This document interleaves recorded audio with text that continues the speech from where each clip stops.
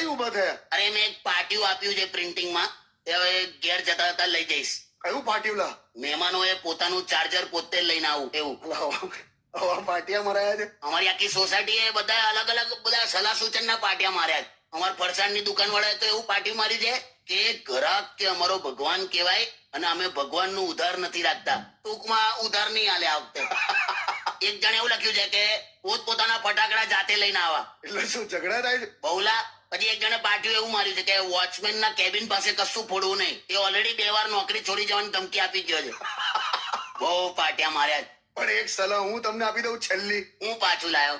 દિવાળીમાં ફટાકડા ઓછા ફોડજો. એટલે હા ભાઈ નહીં ફોડીએ, નહીં પ્રદૂષણ કરીએ. દીવા તો કરું કે નહીં? દીવા કે પણ નહીં. હા એટલે દીવા તો કરજો. પછી તું થિયરી નહીં લાવે ને કે આટલા બધા દીવા સળગવાથી હિમાલયનો બરફ ઓગળે છે અને સમુદ્રનું લેવલ વધે છે. ના એવું બધું નહીં કહું. ચાંદમાનું જેટલું થતું એટલું કરો.